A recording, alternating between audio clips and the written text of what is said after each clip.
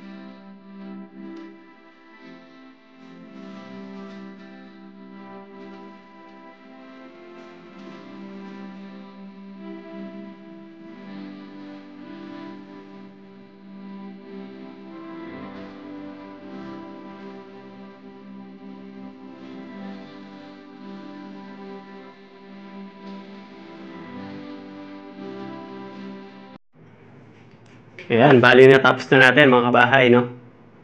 Bali yan na siya. Ngayon naman i-grout na natin siya. Maya-maya pwede nang tanggalin yung mga tape na yan. Pagka matigas na, unahin na muna natin i-grout ito. Tapos iuhuli na natin yan. Nailagay na rin natin itong ating stainless na kitchen sink. Ayan, solid na siya. Install na yan kanina. Tapos tingnan nyo yung tile trim. Ang ganda oh. Ayan oh. Kung gusto nyo bumili niyan, sa Wilcon lang ako nakakabili niyan. Mas gusto ko itong ginagamit kaysa dun sa pa-bull nose. Mas okay siya, tsaka mas matibay. Talagang matigas yung edge niya. Kahit mabagsakan mo siya, hindi yan basta-basta mayuyupi. Tapos syempre dito, nag 45 degree cut tayo. Yan ang lagi natin ginagawa. Tapos grout na lang yan. Ang grout natin syempre kulay black. Para matago yung mga dugtungan, hindi ganang halata. Tapos ito yung outlet na inabang natin dyan. Para naman yan sa, pwede magsasak dyan ng rice cooker, blender, ganon. Or ng maliit na oven. Tapos maglalagay din tayo dito ng outlet sa likod. Itong slot na to para ito dun sa gas range na 50 cm yung lapad. At ang height ng mga yun is 90 cm yan.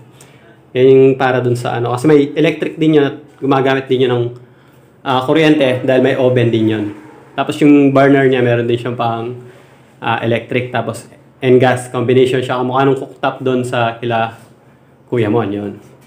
Ang presyo nga pala nitong tile trim na ganito, itong ganitong klase, 180 itong 10mm. Pagka mga 60 by 60 lang ang gagamitin nyo, mag 10mm lang kayo. Pero pag gagamit kayo ng kamukha ng kila Kuya Mon, yung 60 by 120 mas malalaki, mas makapal yun eh. 12mm ang kapal ng mga ganong klaseng tiles. So, dalawang klase yan, may 10mm, may 12mm. Pag makapal yung tiles yung kamukha ng ganong kalaki, 120 by 60 cm, gumamit kayo ng 12mm. Pero pag katulad lang nito ng mga 60 by 60 lang, 10mm lang ang bilhin nyo. Yung 12mm nasa 200 pesos siguro. Ito 180. Mahal lang siya ng konti. Lalagyan ko pa nga sana siya ng tile trim dito kanina. Pero naalala ko may cabinet nga pala tayo dyan. Hanging cabinet. At yan na rin yung magiging standard na height ng cabinet natin dyan. Bali dyan napapatong yon kasi meron siyang open shelves sa baba. Yung uso nung araw yung meron siyang open shelves bago yung may pinto dito sa taas. Bali paikot yan dito. Ang cabinet hanggang doon. Tapos dito sa slot na to, dito naman nilalagay yung rep. Yan. Parang same setup lang din ng kila Kuya Mon kasi nandito sa right side yung rep. Pinagkaiba lang, wala siyang slot dito kasi yung cooktop nila nandito sa part na to. Tapos isasara na natin yung bintana, maglalagay tayo ng hood range dito, yung pinaka-exhaust niya. Siyempre, ipapasok natin yun sa, didikit natin sa ilalim ng cabinet. So, yun ang gagawin natin after. Gagawa rin tayo ng base cabinet sa ibaba. So, i-grout na muna natin to para matapos na tayo ngayong araw.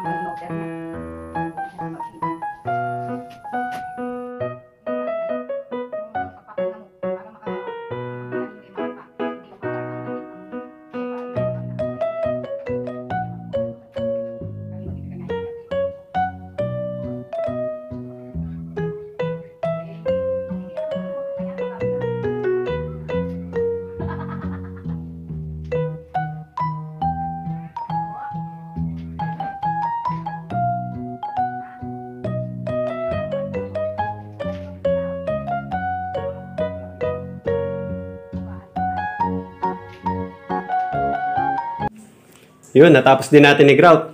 Ayan, tapos na natin lahat i-grout. Natanggal na natin yung tape nung dito sa sidings niya. Ayan. Gandang-ganda talaga ako dito sa tile trim na to. Mga kabahay, tingnan nyo yan. Minimalist yung design.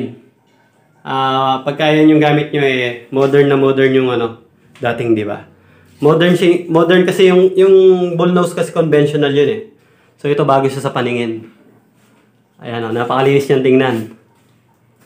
Yan. Lumiko dito yan pero wala nang tiles dito yung sidings kasi liliit yung opening natin. Hindi napapasok yung ating gas range. Tapos dito meron siya.